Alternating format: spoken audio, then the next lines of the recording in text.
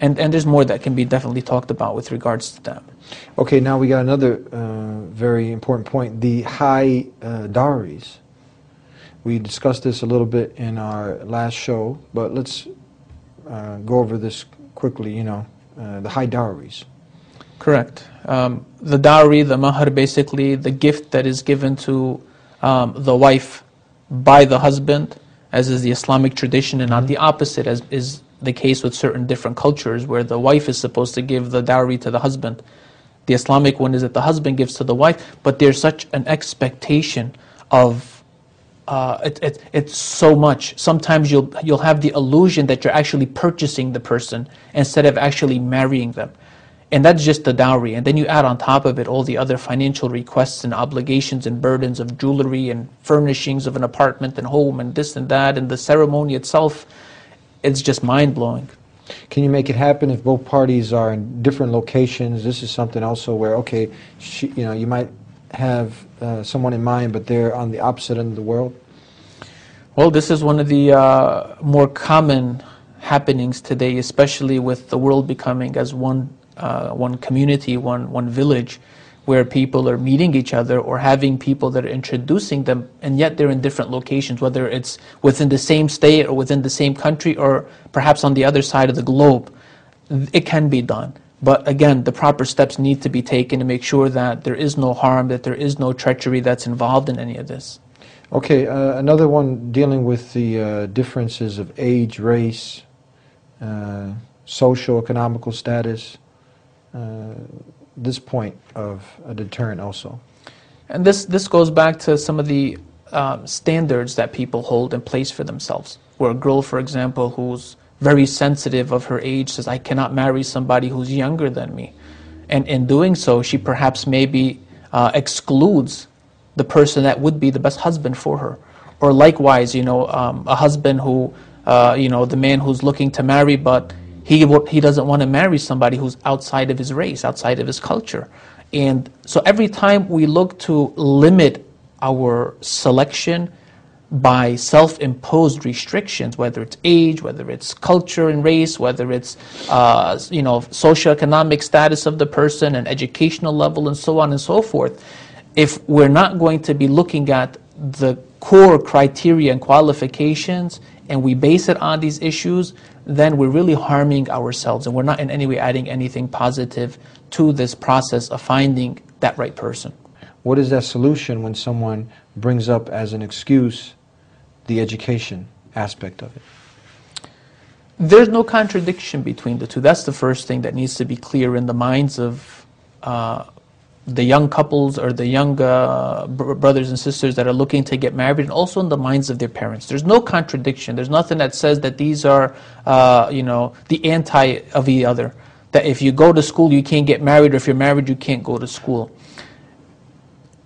If that's understood, then the next step is to understand that it can actually better things for you. If the young man and the young woman that are looking to finish up their studies, and they go about it the right way, they can actually have a better chance at fulfilling their educational and career goals because their core needs are also being at the same time addressed. Loneliness is a very serious issue, and because of it, it's even more of an issue when people are on campus or they're in college and they see others in relationships where there's emotions of love and affection being expressed, and yet they themselves are trying to remain good, righteous, and with that, they're trying to focus on their studies. So they're becoming depressed, they're not able to focus and study as well as they like, or they're playing games where they're allowing shaitan to trick them into thinking, I can, you know, focus on my studies, but I can do some of the other things of what were addressed to try to basically take care of the symptoms and the needs and whatever it is that I have until I actually finish up my studies. But one of the things that's also clear, and this is something that those who are listening know, there really doesn't seem to be an end to the studies, to the education, or to the goal, to that limit, that boundary that's set. Because what happens once they finish up their undergrad? They finish up their 4 or 5 years of their bachelor's. The next step is what? I need to go ahead and finish up some grad studies. I need to go ahead and do my master's, or perhaps complete my PhD, or finish up med school, or engineering, or law, or whatever the case is. And in the process, you add another several years to it.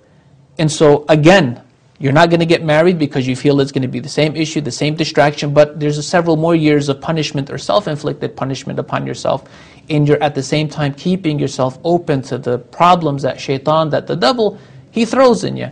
I mean, let's be real. Everybody knows that there's desires within us, that there's lust there, there's many things of temptation that are out there trying to take us away from what we know is correct.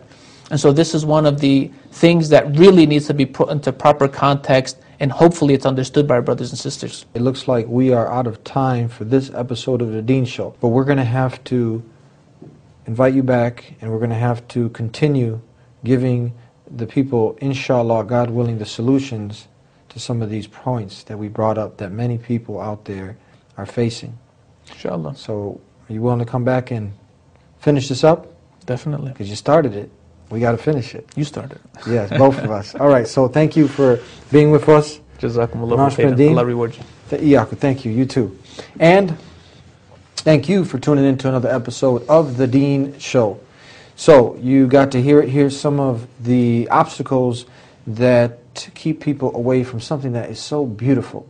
Coming together with that man or that woman, the woman coming together with the man coming together with the woman, to do things right, to do it the way that is pleasing to the Creator of the heavens and the earth.